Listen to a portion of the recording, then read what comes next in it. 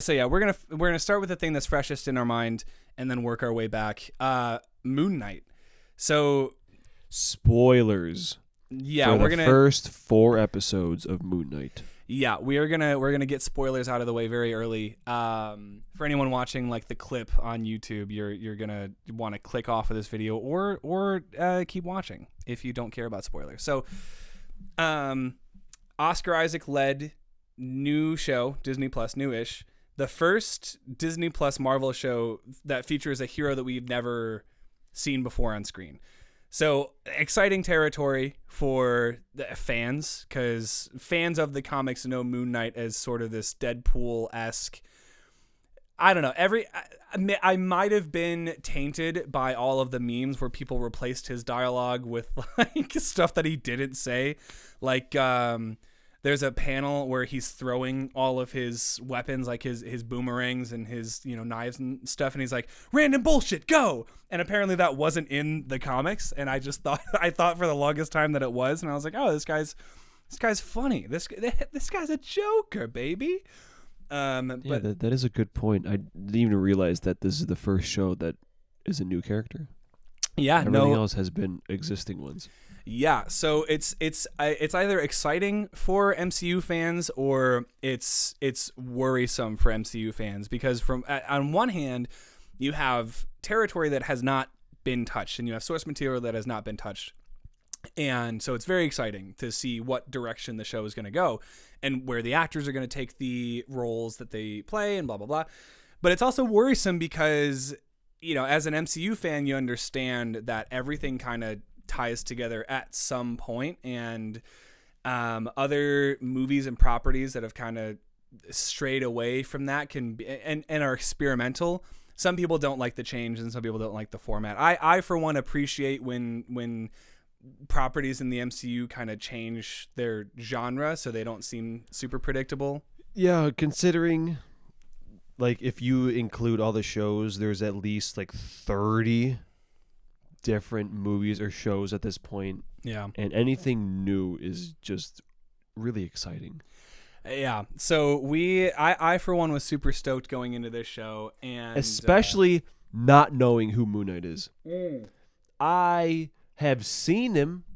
I've played Lego Marvel, and he was in that game, and he was the one that's all in white. Mm-hmm. So I've heard of him, but yeah, I first heard about him from Marvel Ultimate Alliance. So I don't know if anyone watching has played Marvel Ultimate Alliance, but it was very cool, and I only knew about Moon Knight because he was a DLC character that I could not play because I only had the PS2 version, not the Xbox version where downloadable content could be accessed. So for all intents and purposes, this is both of our pretty much introductions to Moon Knight. And show's not over. We have 2 more episodes to go. But so far, what are your overall thoughts? yeah, because this is just like a slightly past mid-season review. Yeah. So yeah, episode 1 kind of made me really interested, just because I didn't really understand what was going on with his like weird whatever effect that is, where he switches between Steven and Mark. Yeah. And he's always like in a different situation when he comes back as Steven, because we didn't really see Mark in episode 1. Not until the very end. Yeah. So it's just Steven's point of view, and you're just like, wow, what is going on? Mm-hmm.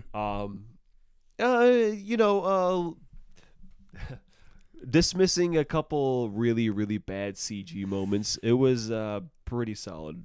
Yeah, intro. Definitely at first, and I kind of cheated a little bit because in preparation for the show coming out like months ago and getting hype and excited, I definitely looked up a couple of things about Moon Knight, and there are all those YouTube videos that are like 15 things to know about Moon Knight before the show comes out or whatever.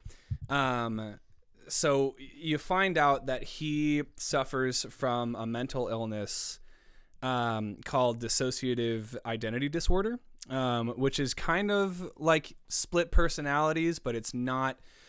It's the way that Oscar Isaac has described it. Reading through the script and studying the character, I think he said something to the extent of, it's like there's a host body, but multiple people living within that host body. So it's a very interesting concept, and one that they tread, very lightly, so as not to make light of the illness and people who actually suffer from it, while also not, trying to convince people who aren't aware of what that disorder is like, oh, it's a superpower, that's sick. Because throughout the show, you hear him, Mark/Steven say, and other characters say that this character is suffering, and he is in agony, and he's in pain. And I think Oscar Isaac plays that super well when he is Mark, and then as Steven, he's just this mild-mannered museum curator, and he works at a gift shop. And so it is fun getting to see Oscar Isaac, like the actor, switch between both personalities and show off his acting chops. But yeah, episodes 2 and 3 kind of take a not a deep dive, but it definitely starts to slow down a little bit. Yeah. I mean, episode 2 was fine, although I don't even really remember what happened. And episode 3 was just, minus the cool ending. Yeah. It was just kind of boring, and it passed me by. And then we get to episode 4, and oh my goodness. Yeah, episode 4 is, when I say it's unlike anything that the MCU has done so far, I really do mean I don't think we've seen anything like it. It is wild, and especially following all of the exposition that we got in the last 2 episodes, because that's the thing with a new character and a new property, is you have to give them exposition and backstory and blah blah blah. Whereas in shows like WandaVision or Falcon and the Winter Soldier, we already knew who those characters were, so we could get into the meat of the plot and their new character arcs. Whereas with Mark and Steven, we're starting from scratch, and so we're learning about the Egyptian pantheon and all of these Egyptian gods and what avatars are. So there's a lot of talking, and there's a lot of dialogue between characters that are introducing things in the plot to be subverted later, I'm assuming, because there's a lot of things that have been introduced and are still not touched on. Because again, we're only like halfway in the season, but episode 4, I don't know, man. Like, how would you describe episode 4? Because I'm still trying to wrap my head around it. I wanted to say One Flew Over Cuckoo's Nest. Yes, but me too.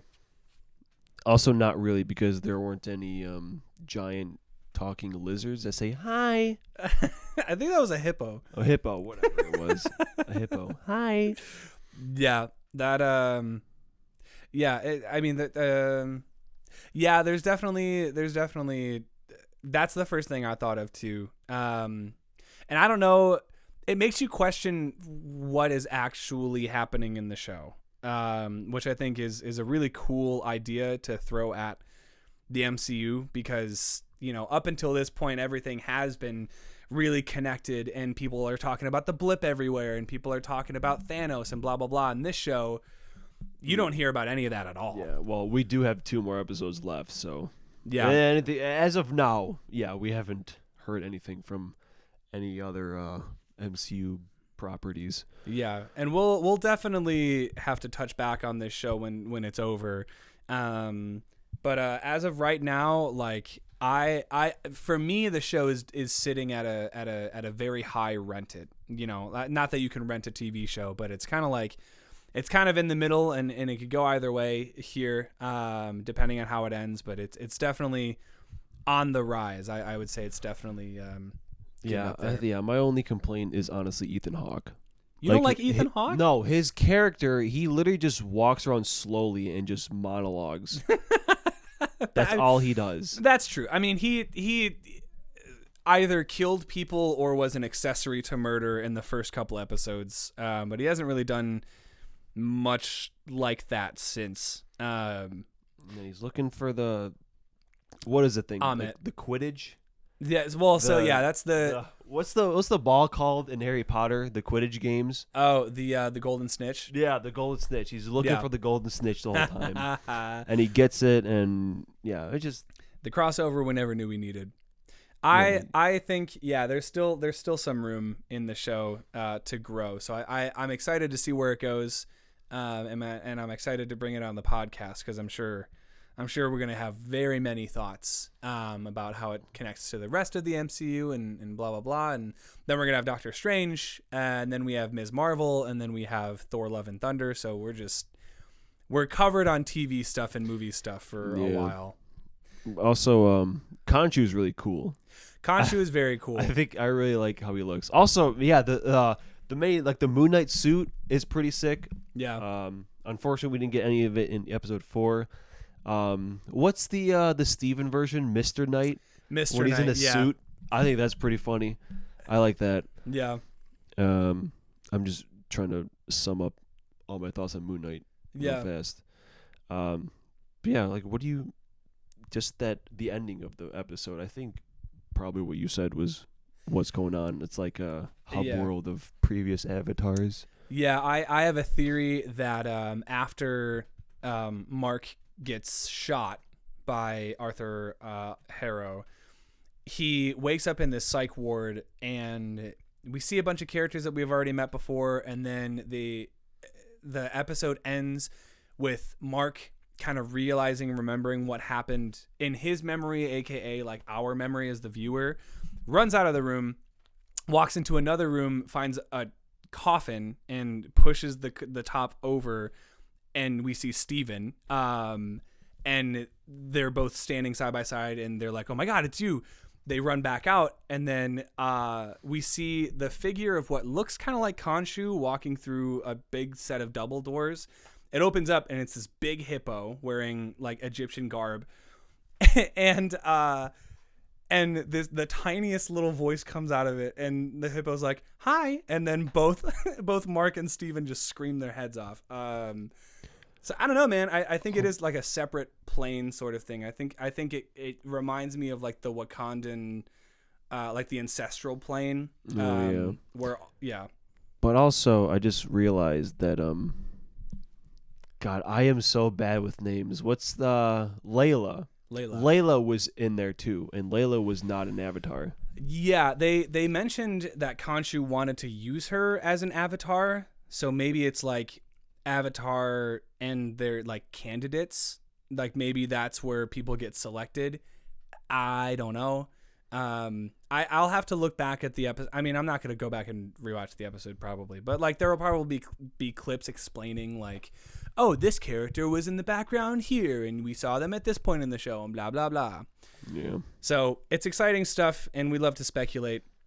But I think, I think Moon Knight is an exciting property. If anything, no matter how the show turns out, we can at least look back on it as a very experimental and exciting step into, even just the process of making it. Yeah, not that WandaVision was that long ago, but not since like those first 2 episodes came out, or just the first like 6, where I was like, man, I can't wait to see next week. Yeah, there's a lot of intrigue here. So we'll definitely have to catch y'all up on whatever we see and whatever we think about the next couple episodes.